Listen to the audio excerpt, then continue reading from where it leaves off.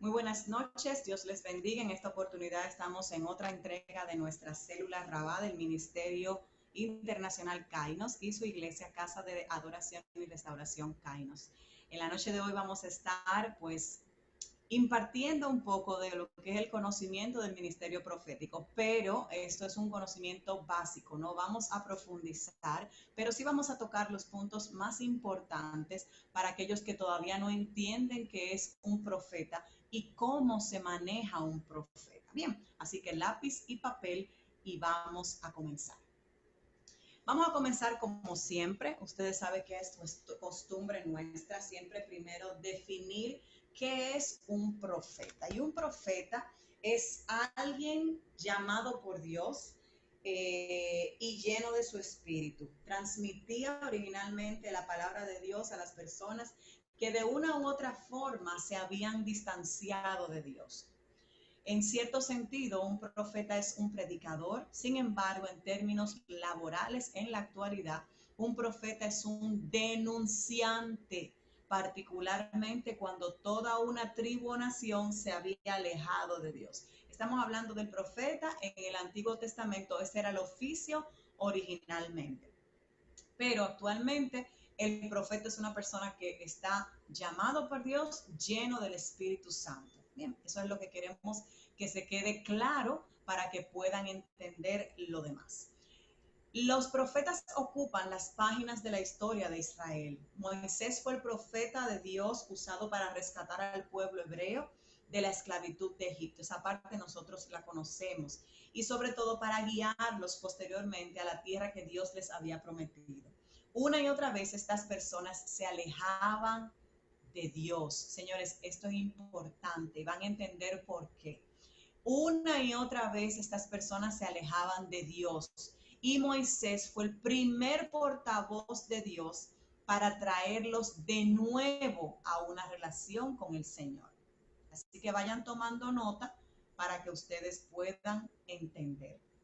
En los libros de historias del Antiguo Testamento, Josué, Jueces 1 y segunda de Jueces, primera y segunda de Samuel, primera y segunda de Reyes, primera y segunda de Crónicas, Esdras y Nehemías son algunos de los profetas, tales como Débora, Samuel, Natán, Elías, Eliseo, Hulda y otros, se levantan para hablar la palabra de Dios a un pueblo rebelde. Y en otras ocasiones hemos hablado del por qué estaban en rebeldía, por qué estaban eh, violando los estatutos y principios, porque se dedicaron a la idolatría.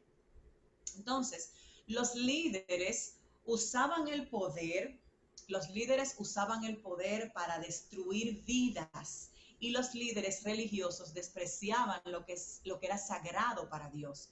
Lejos de enriquecer a la nación, estas prácticas impías la llevaron a la ruina.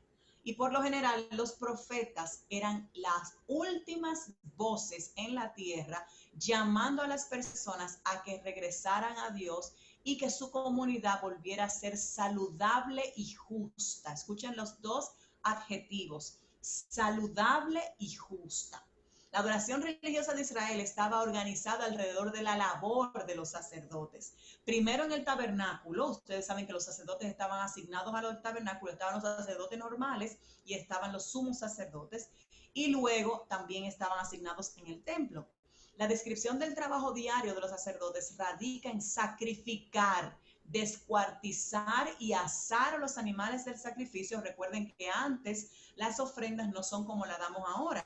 Los diezmos de ofrendas eran de lo que nosotros poseíamos, tanto en dinero como en tierras como en animales. Hoy día, gracias a Dios, tenemos otra variable. Entonces, el trabajo de ellos era sacrificar, descuartizar y asar los animales del sacrificio que traían las personas que los ofrecían. Sin embargo, la tarea de un sacerdote iba más allá del duro trabajo físico de encargarse de miles de sacrificios. Señores, estamos hablando de que había personas que sacrificaban 1000, 10,000, 17,000 bueyes. Imagínense ustedes el trabajo de hacer todo ese proceso para poder preparar la ofrenda. Entonces, más allá de ese sacrificio, de ese trabajo físico, también tenían que encargarse de de toda la responsabilidad de lo que era ser un guía espiritual para esa comunidad.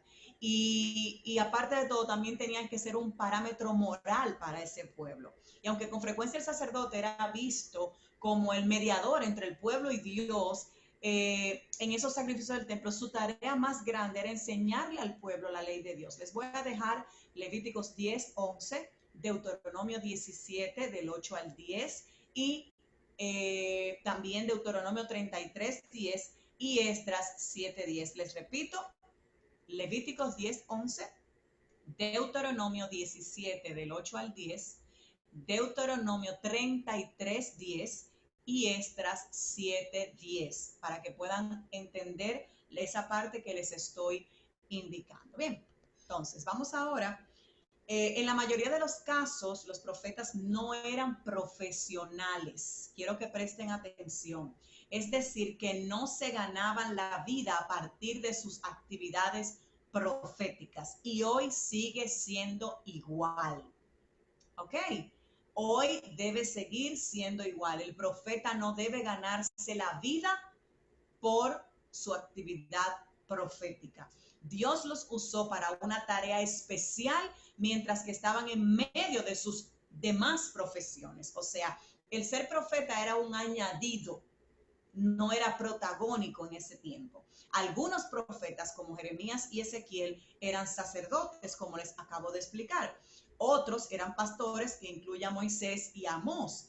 Débora era una jueza, ya nosotros habíamos hablado de ese tema, que resolvía los conflictos de los israelitas. Hulda probablemente era maestra en el sector académico de Jerusalén, para traerlo a un lenguaje bien actual. Y la tarea del profeta es de ser profeta se añadía a otro trabajo, no era un trabajo único. Bien, entonces, tomemos nota aquí para quienes no conocen el Antiguo Testamento y cómo se dividen los profetas. Están los profetas mayores y están los profetas menores. Los profetas mayores son Isaías, Jeremías, Ezequiel y Daniel. Y los profetas menores, Oseas, Joel, Amós, Abdías, Jonás, Miqueas, Nahum, Habacuc, Sofonías, Ageo, Zacarías y Malaquías. Bien. Entonces, vamos a dividirlo, como está tradicionalmente registrado, en anteriores y posteriores. Aparte de mayores y menores, están divididos también como anteriores y posteriores. Los anteriores eran profetas orales y los posteriores eran profetas escritores. Bien, las profecías de los anteriores eran de forma oral. Los antes, o sea, los anteriores de los escritores eran Abraham, Moisés, Samuel, Natán, Gad, Ahías, Elías y Eliseo. Ellos trabajaban con los pecados individuales y el mensaje era contemporáneo en tiempos de crisis, no para generaciones futuras.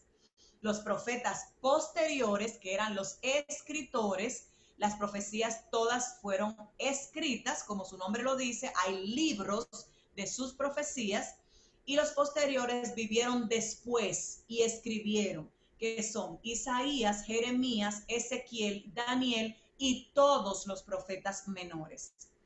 Ellos amonestaban y ministraban sobre los pecados del pueblo, y el mensaje permanente aplica para generaciones futuras. ¿Ok? Si pueden, desean, pueden tomar una captura de esta imagen para que puedan utilizarla o revisar en sus apuntes más adelante. Entonces, los anteriores son los que tienen libros personales. ¿Ok? Aquí les voy a dar la descripción. Los anteriores tienen libros personales. No tienen libros personales, sino que aparecen como personajes claves en 2 libros de Samuel y en los 2 libros de Reyes.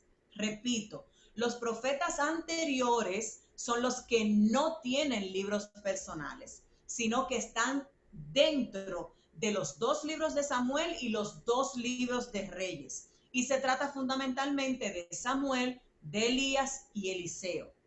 Además, para la Biblia hebrea se incluye también el libro de Josué, el libro de Jueces, en cuanto también Josué y los jueces tienen categoría de profetas, sucesores del profeta por excelencia, Moisés. Los segundos, que son los profetas posteriores, son los protagonistas de libros que llevan su nombre.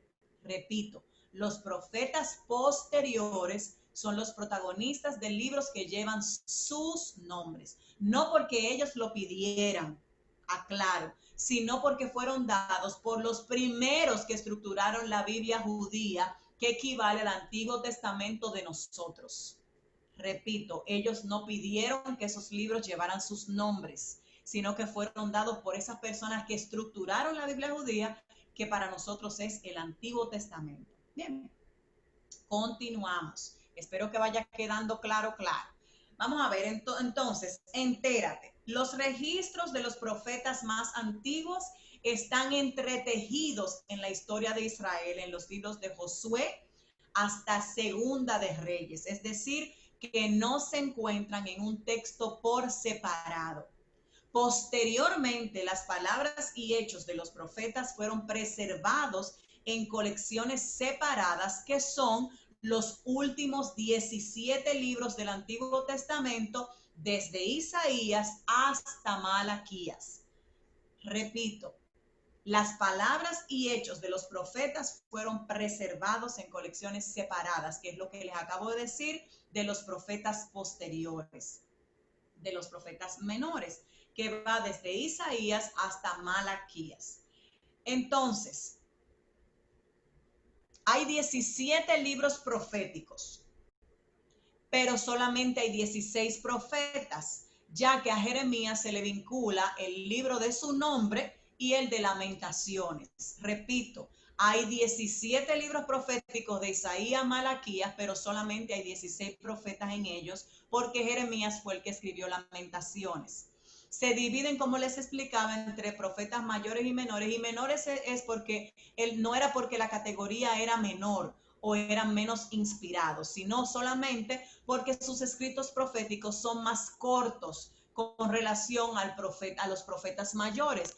Cualquiera de los 3 libros de Isaías, Jeremías o Ezequiel es por sí solo más extenso que todos los 12 profetas juntos. Ustedes saben que son libros muy largos. Entonces, Daniel contiene casi tanto o más como los 2 profetas más extensos, los 2 profetas menores más extensos, que son Oseas y Zacarías. Entonces, los profetas mayores, Isaías, Jeremías y Lamentaciones, Baruch, Ezequiel y Daniel. Profetas menores, Oseas, Joel, Amós, Abdías, Jonás, Miqueas, Nahum, Habacuc, Sofonías, Ageo, Zacarías y Malaquías. Como establece aquí en la palabra, sin un liderazgo de acuerdo a Dios, la gente enfrenta los asuntos por su propia cuenta, lo que los lleva a la anarquía y a la confusión. Y dice en Jueces 21-25, está resumido este principio: en estos días, ya lo habíamos conversado, no había rey en Israel y cada uno hacía lo que bien le parecía. Bien, entonces vamos a continuar en ese mismo tenor. Dice, la profecía debe tomarse siempre en su sentido literal, es decir, en su sentido común y corriente, a menos que se dé uno de los 2 casos siguientes. Número 1, el texto gramatical demuestre que se trata de un lenguaje figurado, que se recurre a símiles, metáforas, parábolas, alegorías, símbolos o tipos. O también puede ser que la interpretación literal va en contra del sentido común, contradice al autor o contradice lo que señalan las escrituras. Por eso le puse aquí estas 5 pasos que dice de la lectura de la escritura. Dice, número 1 es escudriñar, 2 es meditar, 3 es orar, 4 ponerlo en práctica y 5 hacerlo justo. Cuando estamos hablando de profecía y estamos hablando de leer la palabra, todo tiene que ser escudriñado, meditado y orado antes de ponerlo en práctica y de hacerlo justo. Entonces, cuando ya nosotros hemos pasado estos 2 filtros del texto gramatical y la interpretación literal, tenemos que cuando un pasaje profético no se puede interpretar literalmente, que es lo que acabamos de explicar, investigue lo que el autor pretende comunicar mediante su lenguaje simbólico o figurado. Para poder discernir lo que el autor quiere decir, busque las respuestas en los siguientes lugares. Número 1, dentro del contexto del libro en el que se encuentra el pasaje. Hay personas expertas sacando los textos fuera de contexto o toman un texto para acribillar, para enjuiciar, para hacer en cuanto se le ocurre, sacando ese texto de contexto. Entonces, cuando usted quiere saber si realmente viene de parte de Dios, usted se lee el contexto completo del libro para que pueda entender si lo que se le está diciendo es real o aplica para usted. También tiene que revisar si hay algún otro escrito del mismo autor. El siguiente paso es, en cualquiera de los otros escritos proféticos a los que ese autor haya tenido acceso, por ejemplo, otros libros o pasajes proféticos, yo me voy a apoyar. O sea, si estoy hablando de Jeremías, también me voy a Lamentaciones y así sucesivamente para yo buscar las analogías y las complejidades en el escrito para poder entender y darle sentido a lo que realmente yo quiero recibir de ese escrito. No leerme el solo versículo, porque el solo versículo no me va a dejar entendido qué es lo que Dios me quiere decir. Muchas personas reciben profecía y se reciben palabras de parte de Dios. Y me ha tocado porque tengo personas que son gente muy probada en Dios, muy aprobada en Dios, que el Señor le da un versículo.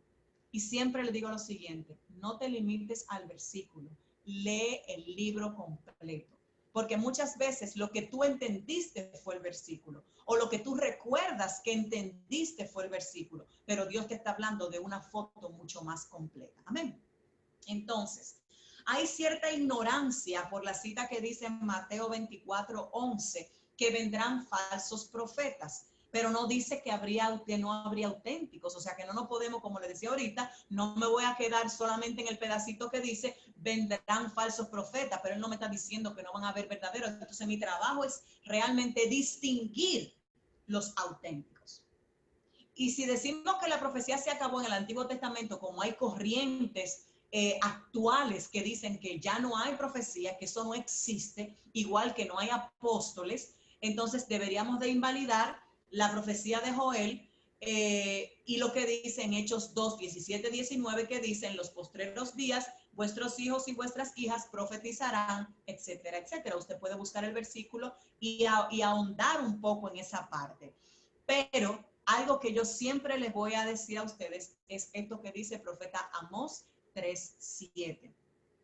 No hará nada Jehová, el Señor, sin que revele su secreto a sus siervos los profetas. Hay cosas que Dios se las guarda, pero por lo general, y vamos a aprender el por qué ahora, el Señor siempre muestra a sus profetas con un sentido especial.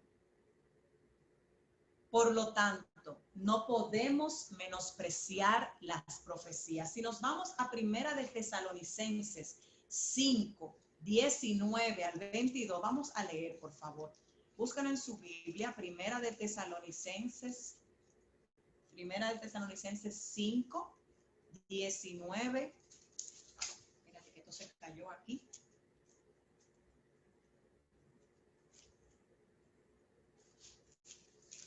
A ver. 5 del 19 al 22, aquí está. Bien, entonces dice, la palabra se lee en el nombre del Padre, del Hijo y del Espíritu Santo. Dice, no apaguéis el espíritu, no menospreciéis las profecías, examinadlo todo, retened lo bueno, absteneros de toda especie de mal. Primera Tesalonicenses 5 del 19 al 22. Por favor, búsquelo en otra traducción para que usted lo reciba todavía más fuerte. El don profético es un regalo de Dios y un resultado del bautismo del Espíritu Santo. La palabra dice en Efesios 4, del 7 al 11, por lo cual, subiendo de lo alto, llevó cautiva la cautividad y dio dones a los hombres. Y él mismo, fue él mismo, Dios, constituyó a unos apóstoles, a otros profetas, a otros evangelistas, a otros pastores y maestros, al fin de perfeccionar a los santos, que somos nosotros, para la obra del ministerio, para la edificación del cuerpo de Cristo. Voy a repetir esos dos verbos: perfeccionar y edificar. Ok, las 5 oficinas mencionadas, que así es como se llaman las oficinas del apóstol, oficina del profeta, oficina del pastor, oficina del evangelista y la oficina del maestro, tienen que funcionar juntas. Repito, tienen que funcionar juntas y en equipo en la iglesia para tener efectividad y poder. En estos lugares que ustedes ven que recogen y nada más reconocen al apóstol, salga corriendo. En el lugar donde solamente reconocen al profeta, salga corriendo. En el lugar donde hay un pastor, pero no puede haber más nadie dentro de los 5 ministerios, salga corriendo por su vida. Tiene que manifestarse los 5 ministerios porque así está estipulado en la palabra. Si no, entonces se está cautivando, se está manteniendo cautivo a un pueblo, porque cada ministerio tiene una función de perfeccionar y edificar al cuerpo de Cristo. El apóstol Pablo en 1 Corintios 14:1 dice: seguid el amor y procurad los dones espirituales, pero sobre todo que profetices. Anótelo ahí, 1 Corintios 14:1. Seguid el amor y procurad los dones espirituales, pero sobre todo que profetices. Vamos a aprender ahora, anote, 4 niveles proféticamente hablando o de la profecía. Número 1 está el espíritu de la profecía, que es una manifestación que puede tener cualquier creyente que actuando en fe en un momento de atmósfera de adoración fluye por inspiración divina. Y podemos ver el respaldo de esto en Efesios 4:11 y en Romanos 12:6. Repito, el espíritu de la profecía desciende en una atmósfera de gloria, de adoración profunda, y cualquiera puede fluir en inspiración a través del Espíritu Santo.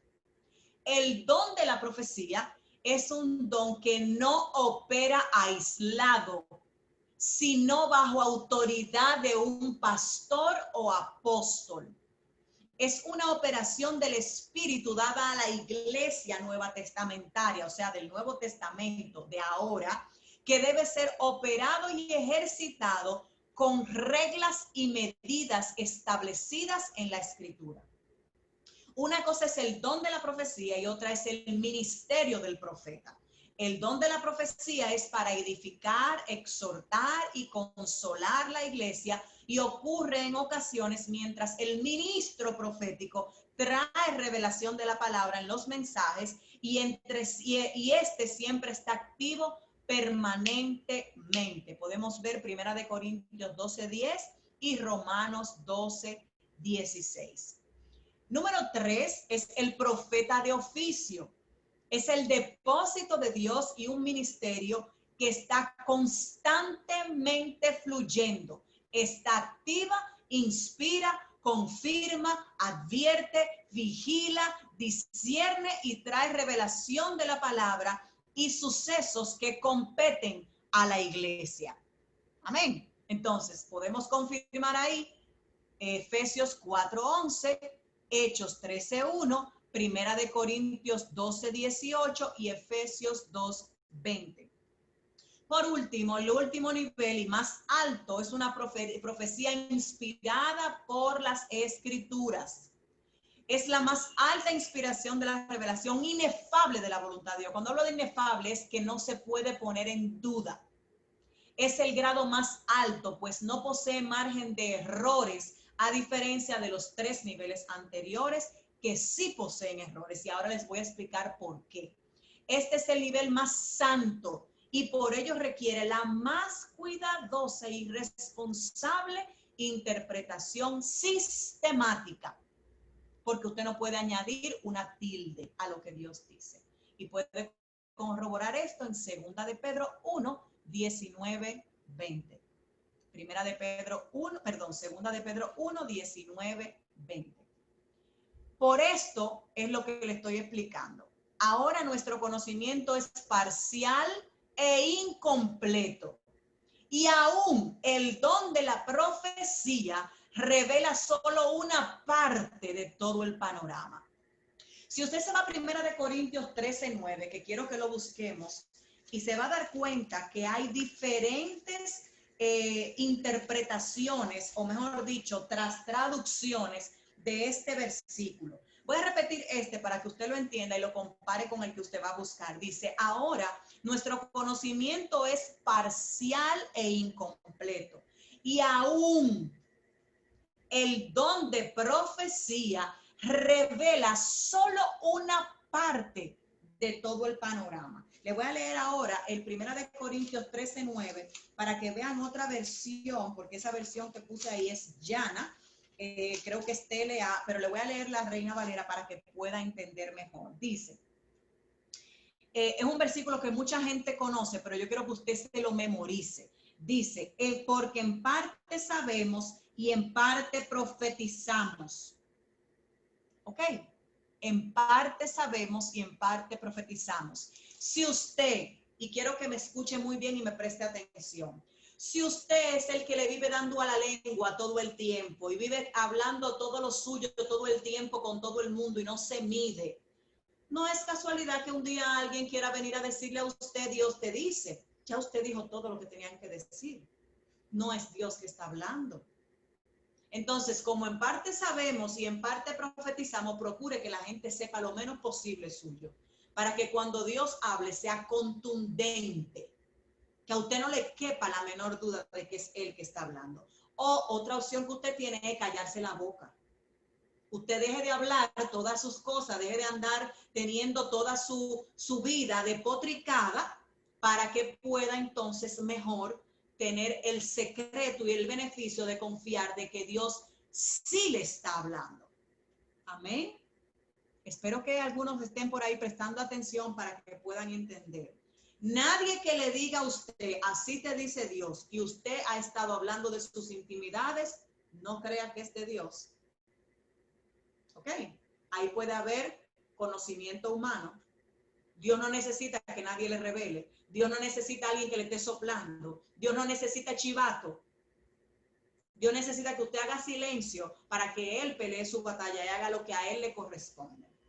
Bien, según Joel 2, 28, 29, dice, y después de esto derramaré mi espíritu sobre toda carne y profetizarán vuestros hijos y vuestras hijas. Vuestros ancianos soñarán sueños y vuestros jóvenes verán visiones. Y también sobre los siervos y sobre las siervas derramaré mi espíritu en aquellos días. Pero no todos son llamados a ser profetas. Quiero que eso quede clarísimo como el agua.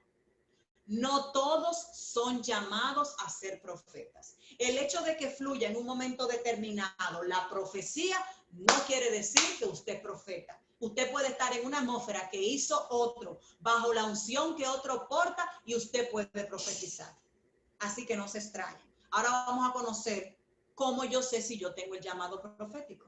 Y esto es solamente pauta humana. Estos son pautas que yo puedo enlistarle, pero que no necesariamente Dios se va a limitar a que sean esos puntos. Bien, yo le voy a dar puntos que son conocidos y que son manejados por los hombres para determinar si quizás usted tiene ese ministerio. Número 1, Dios pone estas inquietudes en ti para guiar, enseñar, edificar, orar e interceder por las naciones y por individuos. Esa es una señal. Y la señal número 2 es que cualquier llamado, es lo primero que usted tiene que saber, viene de Dios. Cualquiera. Él es quien da los dones y los llamados. Todos podemos profetizar en un dado momento a través del Espíritu Santo. Y vuelvo y repito, no necesariamente somos profetas. Quiero que quede muy claro. Las funciones de un profeta, resumido en estos 7 puntos, puede usted tomar notas si desea o tomar una captura. Y tú puedes más o menos con estos 7 puntos ver si tú te andas moviendo por ahí. Número 1, guía a la iglesia en la dirección que el Espíritu quiere que vaya, no donde Él quiere que usted vaya. No es una gente que está cacareándole al lado con sus propias motivaciones y sus propios intereses para decirle, mira pastora, o mira pastor, o mira apóstol, es por aquí el asunto. O yo me soñé. No. Lo que Dios quiere que se haga. Imparte dones de Dios. Una persona que tiene el ministerio profético, el llamado profético, tiende a activar y a impartir. No solamente a vivir cacareando. Enseña. Es una persona que se quiere multiplicar. Significa el pueblo de Cristo con la palabra profética y esas palabras son fundamento para la iglesia. La persona que tiene el llamado profético no anda dando profecía personal de manera exclusiva, porque su función es unida a los 5 ministerios que se llama el puño profético, que son los 5 ministerios que les acabo de decir. Un profeta sabe el futuro cuando Dios se lo muestra y este se cumple. Hay profetas, y luego vamos a entrar en eso, hay profetas que pueden ver el pasado y profetas que pueden ver el futuro, pero es Dios que lo muestra. Un profeta debe arrancar maldiciones de las regiones terrenales y celestiales y ora por las naciones y los gobiernos, según establece Jeremías 1, 9, 10. Y un profeta intercede hasta que ve el verdadero cambio suceder.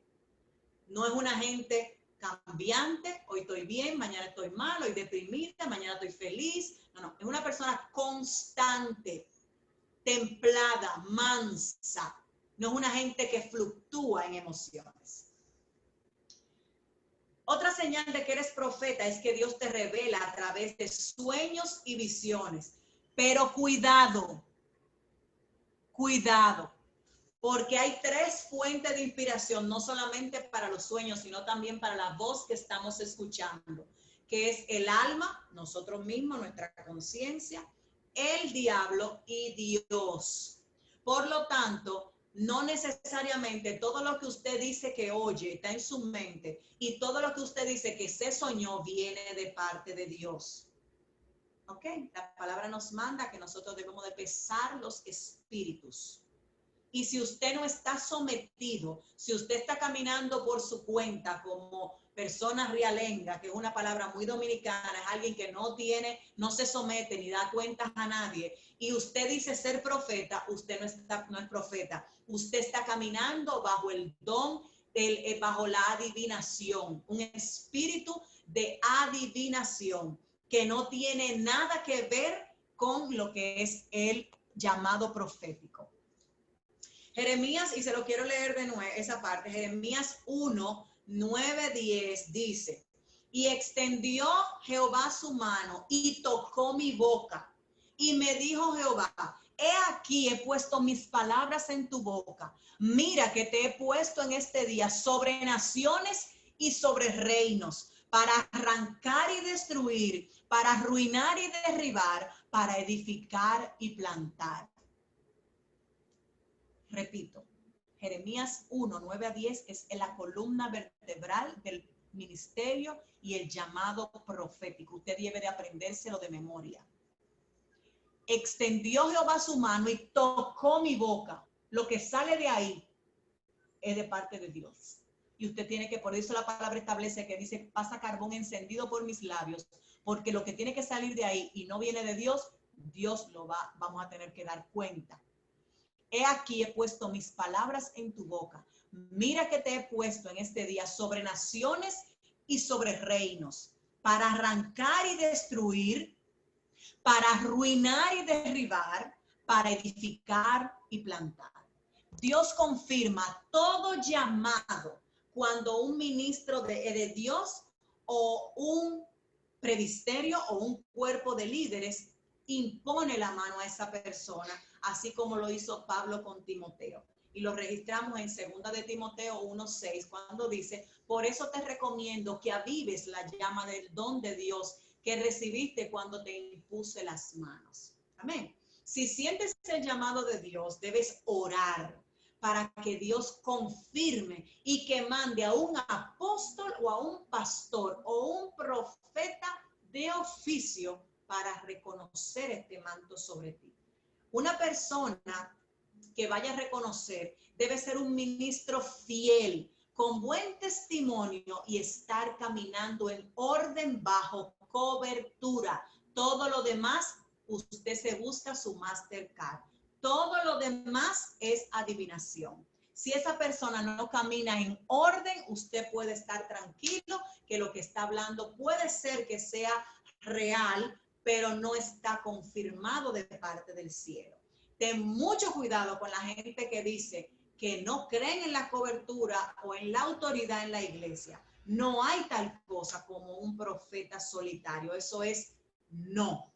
Bien, entonces, otra señal de como les decía, que era la anterior, de que el profeta, de que puede que tenga ese llamado profético, son lo de los sueños y las visiones. El corazón del profeta es algo importante que usted debe conocer en esta noche. Siempre dirá lo que dice el Señor, no su propia opinión y no importando qué piensen de él o ella. Y le importa más que Dios obtenga la gloria. No anda vanagloriándose de su llamado, de su ministerio, de lo que porta, de su unción. Eso no es lo que cuenta. Estamos para glorificar a Dios.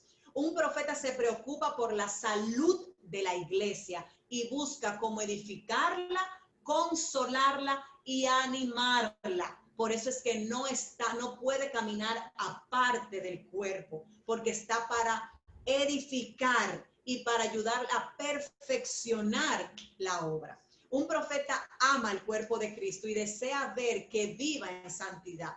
Por lo tanto, al profeta le interesa vivir en santidad y apartado del mundo para poder oír la voz de Dios claramente. Y aquí quiero aclararles que el profeta no anda en compinches, en amiguismo, en BFF, ni nada de eso. El profeta es una persona que se guarda, es una persona que tiene un círculo muy reducido de íntimos y no anda con grandes cantidades de gente, ni exponiéndose en lugares y en atmósferas donde su santidad y donde su profecía se pueda ver comprometida. Amén. Algo sobrenatural comienza a ocurrir cuando uno escribe la visión que Dios nos da. Y yo esto lo he enseñado a todas las personas que han sido mis discípulos.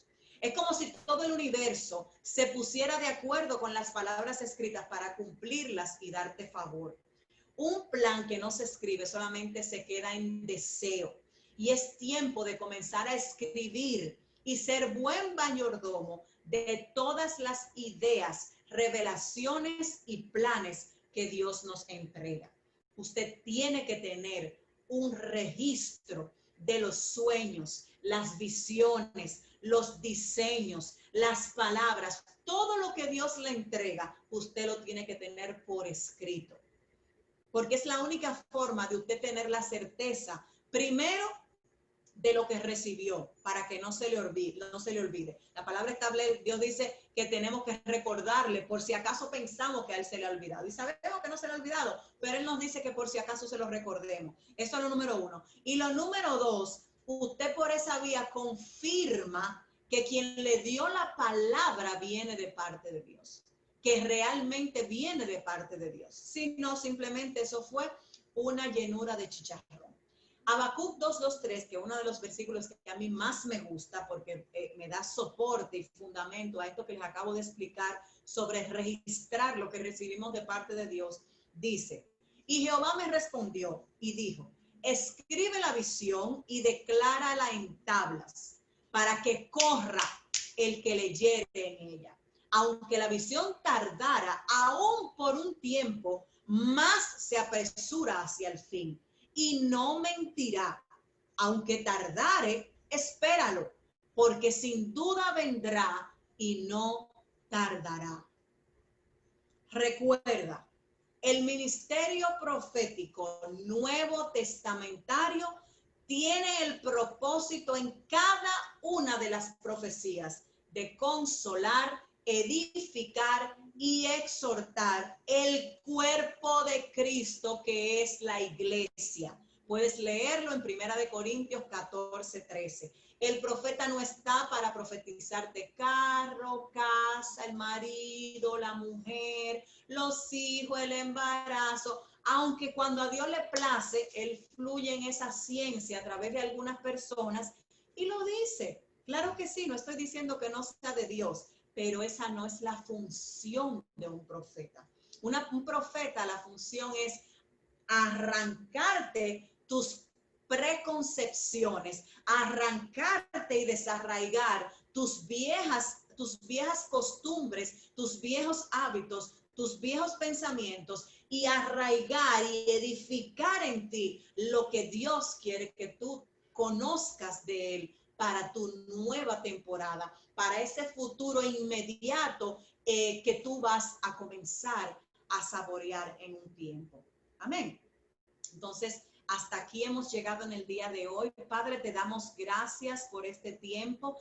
Te pedimos, Señor, que seas tú con tu manto cubriéndonos en esta noche. Yo te pido, Señor, que tú vengas de manera sobrenatural, desatando sobre nosotros el don profético, porque tu palabra establece que podemos pedir los mejores dones. Y si se trata de la profecía, que es un llamado certero para edificar tu iglesia, más aún. Te pedimos, Señor, que vengas activando los dones proféticos en nosotros, que vengas activando el don profético, que vengas activando el espíritu profético, que vengas activando los 4 niveles proféticos en nuestra vida. Si hay alguno que está adormecido, que tú vengas avivando en la llama del don que hay en nosotros y que nosotros podamos dar fe y testimonio de que te hemos escuchado, te hemos meditado y hemos hecho caso a la enseñanza que nos has traído en el día de hoy. En el nombre poderoso de Jesús. Amén y amén. Dios te bendiga.